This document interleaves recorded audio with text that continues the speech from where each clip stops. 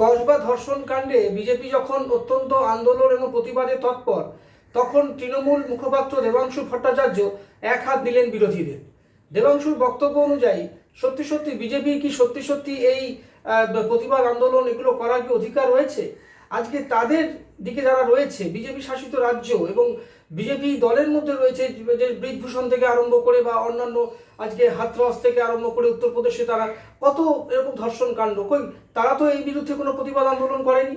আজকে কিভাবে কার্তিক মহারাজের মতো একজন বিজেপি পক্ষপাতিত্ব করেন এরকমই একজন ব্যক্তি এবং পদ্মশ্রী প্রাপ্ত একজন বিজেপিকে সহায়তা করেন এরকম একজন মহারাজের বিরুদ্ধে যখন ধর্ষণের অভিযোগ ওঠে, কই তখন তো বিজেপি তাকে নিন্দা করতে এগিয়ে আসে না।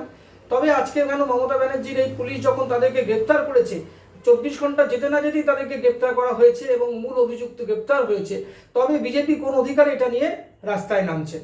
সুতরাং দেবাংশু ভট্টাচার্য কি বললেন আপনারা দেখুন। কসবাকে আরজিকর বানানোর সম্পূর্ণ প্রসেস রেডি করে ফেলেছে কিছু সংবাদ মাধ্যম, বিশেষ করে রিপাবলিক বাংলার মতো একটা সর্বদালাল চ্যানেল আছে যেটা ভারতীয় জনতা পার্টির পার্টি অফিস। তারা এখন পুলিশের এফআইআর নিয়ে বলতে শুরু করেছে যে পুলিশের এফআইআর এর পেছনে নাকি বিরাট ষড়যন্ত্র। কারণ পুলিশ কেন এফআইআর এ অভিযুক্তদের শুধু নামের প্রথম অক্ষর মেনশন করেছে, পুরোটা মেনশন করেনি। ওই সমস্ত ছাগলগুলোর উদ্দেশ্যে বলতে চাই, চ্যানেলগুলো যারা চালায় তাদের উদ্দেশ্যে, যারা মোটিভেটেড স্টোরি করতে চায় তাদের উদ্দেশ্যে, যে ওই নির্দিষ্ট এফআইআর কপির একটা পাতা আপনারা কেন দেখাচ্ছেন? আপনাদের ক্ষমতা নেই বাকি পাতাগুলো দেখার? একটু পেছনের দিকের পাতাগুলো যান না, ওই সেম এফআইআর কপির ওই পাতাগুলোতে স্পষ্ট করে পূর্ণ নাম লেখা রয়েছে। তো পুলিশের যদি কিছু লোকানো হয়, পুলিশের যদি কিছু ষড়যন্ত্র করার হয়, একই এফআইআর এর 6টা পাতার মধ্যে লাস্টের পাতায় পুরো নাম লেখা, প্রথম পাতায় আদ্যক্ষর লেখা, তার মানে প্রথম দিকে আদ্যক্ষর লেখা নিশ্চয়ই কোনো টেকনিক্যাল কারণ আছে যেটা একমাত্র পুলিশ জানে, যেটা আপনাদের মগজে ঢুকবে না।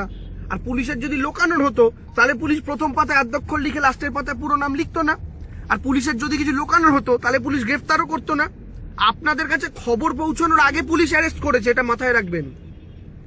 পুলিশ অ্যারেস্ট করেছে, তারপরে আপনারা নিউজ করেছেন। অর্থাৎ আপনাদের খবর করতে হয়নি পুলিশ কেন গ্রেফতার করছে না বা করেনি, পুলিশ আগে অ্যারেস্ট করেছে। আর সেই সমস্ত সংবাদ মাধ্যমের উদ্দেশ্যে এবং বিজেপির যে নেতারা বেশি চটর পটর করছেন তাদের উদ্দেশ্যে বলতে চাই, এটা পশ্চিমবঙ্গে কোনো ঘটনা যদি ঘটে, দলমত নির্বিশেষে রং না দেখে গ্রেফতার করা হয়।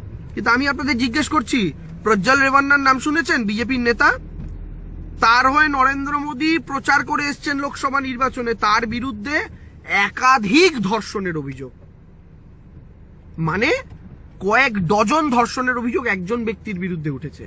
তারপরে দেশের প্রধানমন্ত্রী তার, আমার কথা বিশ্বাস করতে হবে না, গুগলে সার্চ করুন প্রজ্জ্বল রেভান্না রেপ কেস, সমস্ত ডিটেলস পেয়ে যাবেন। তারপরে সার্চ করুন প্রজ্জ্বল রেভান্না উইথ নরেন্দ্র মোদী লোকসভা ক্যাম্পেন, সেখানে ছবি পেয়ে যাবেন।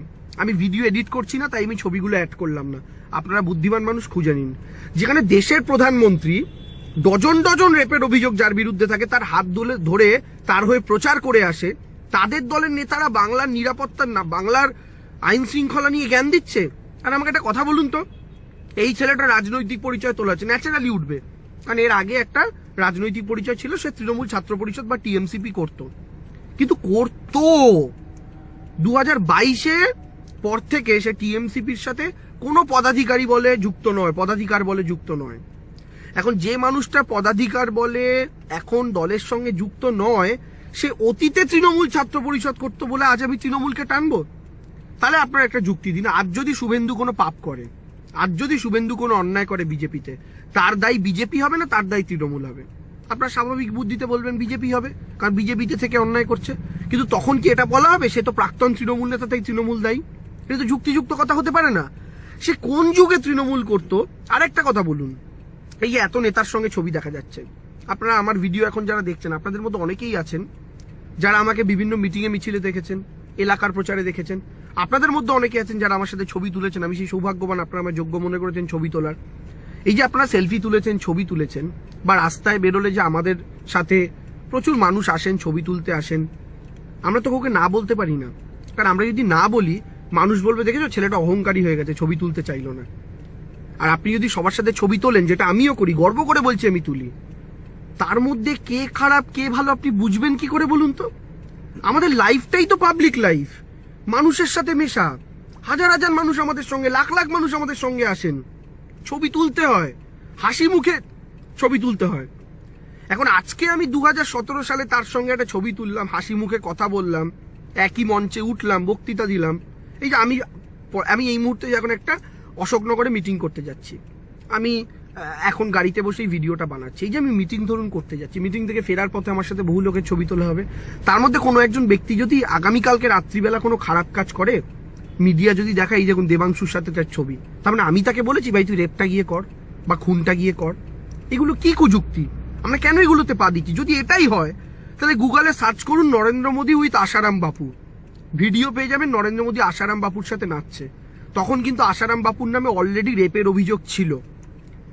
বিজেপি লিডার্স উইথ বাবা রাম রহিম সার্চ করুন, বিজেপির প্রাক্তন মুখ্যমন্ত্রী মনোহরলাল খট্টার থেকে শুরু করে একের পর এক ব্যক্তিকে পাবেন বাবা রাম রহিমের সাথে ছবি তোলা। এবং এই বাবা রাম রহিমকে হরিয়ানা ইলেকশনের আগে বিজেপি প্যারোলে মুক্তিও দিয়েছিল, যিনি ধর্ষণের অভিযোগে প্রমাণিত জেলে বন্দী, প্রমাণিত দোষী, ধর্ষক বলা যায় নাকে, মানে কোনো তদন্তের আর ব্যাপার নেই, দোষী সাব্যস্ত। এরকম একজন ব্যক্তি, তাকে প্যারোলে মুক্তি দিয়েছিল শুধু হরিয়ানার ইলেকশনের আগে, কারণ বাবার নাকি 1 কোটির ওপর ভক্ত আছে।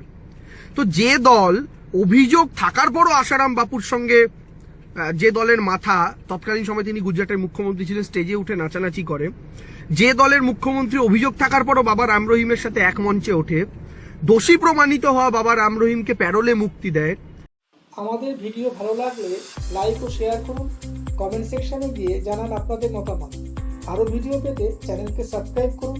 প্রতি মুহূর্তে খবরের আপডেট পেতে প্রেস করুন বেল আইকন।